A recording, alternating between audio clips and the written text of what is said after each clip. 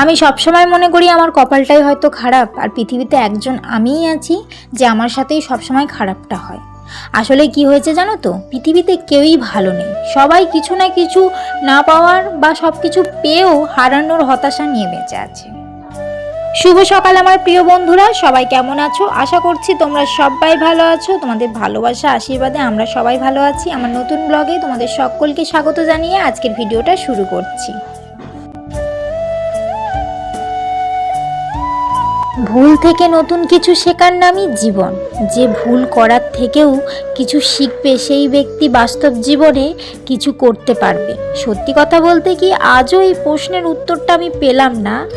ঠকায় কে, মানুষ নাকি ভাগ্য? সত্যি কথা বলতে কি, যে তোমার রাগ সহ্য করার পরও তোমার পাশে থাকবে, তার থেকে বেশি ভালো তোমাকে আর কেউ বাঁচতে পারে না, সে যেমনই হোক না কেন। হৃদয় এবং মস্তিষ্কের মধ্যে যখন দ্বন্দ্ব জাগে, তখন তুমি হৃদয়কে গ্রহণ করো, কারণ বুদ্ধিমান মানুষের চেয়ে হৃদয়বান মানুষ অনেক দরকার। বুদ্ধিমান মানুষ বুদ্ধি দিয়ে ভালোও করতে পারে, আবার খারাপও করতে পারে, কিন্তু হৃদয়বান মানুষ কেবল ভালোই করে। একটা কথা কি জানো তো, সুখের সাথে টাকার কোনো সম্পর্কই নেই, টাকা শুধু চাহিদা মেটায়। সুখ যদি টাকা দিয়েই কিনতে পাওয়া যেত, তাহলে ভালোবাসাটাও দোকানে বিক্রি হতো। যদি কাউকে সারা জীবন কাছে পেতে চাও, তাহলে তাকে প্রেম দিয়ে নয়, বন্ধুত্ব দিয়ে আগলে রেখো, কারণ প্রেম একদিন হারিয়ে যাবে, কিন্তু বন্ধুত্ব কোনো দিনও হারিয়ে যাবে না।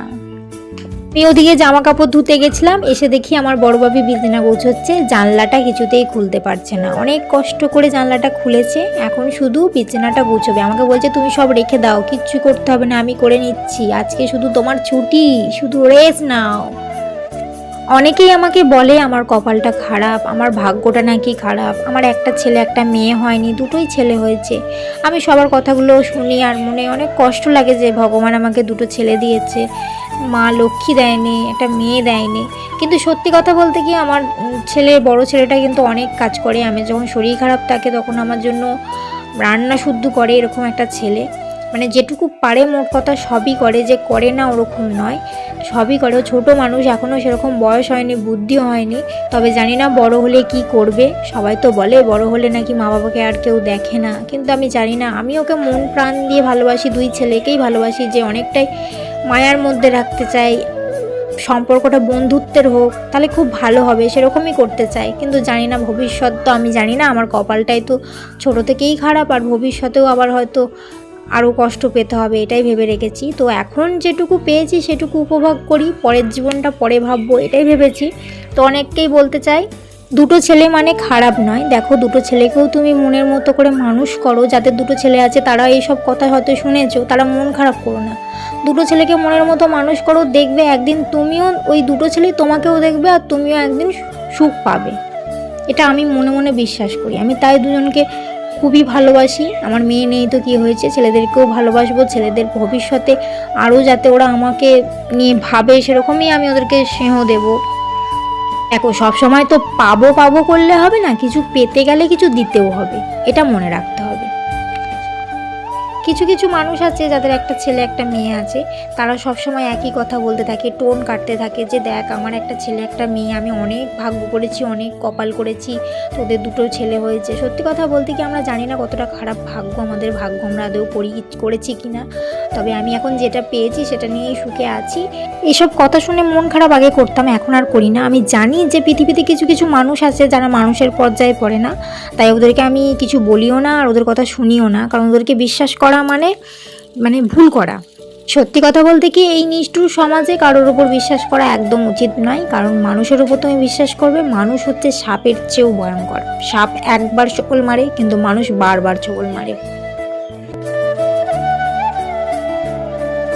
সকালের সমস্ত কাজ আমার হয়ে গেছে, আর এত তাড়াতাড়ি সব কাজ হতো না। বাপি আমাকে সব কাজে হেল্প করেছে, আর তার একটা ছোট কারণও রয়েছে। কালকে দোল উৎসব ছিল, সেই দোল উৎসবে রং মাখতে পারেনি, তাই আজকে হোলির দিন সকাল সকাল শুরু করে দিয়েছে। আর ও এখানে কাউকে চেনে না, বলছিল মা আমি কার সাথে রং খেলবো, কিন্তু দেখো সবাই মিলে রং খেলছে, দেখে আমার খুব আনন্দ লাগছে। আর আমার ছোট বাবুকে তো সবাই ভূত করে দিয়েছে।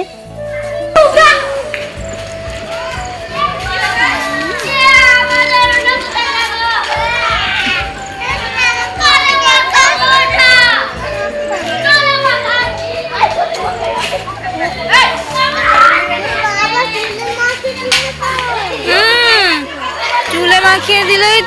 এই বছরটা আমার কাছে একটু অন্যরকম, ভেবেছিলাম রং খেলবো না, তাই এক সাইডে দাঁড়িয়েছিলাম, কিন্তু বাচ্চারা কেউ শুনলো না, সবাই মিলে এসে রং মাখিয়ে দিল। আসলে তোমাদের দাদাভাই নেই তো, ওর সাথে রং খেলি প্রতি বছর, এটা মনটা খারাপ করছে।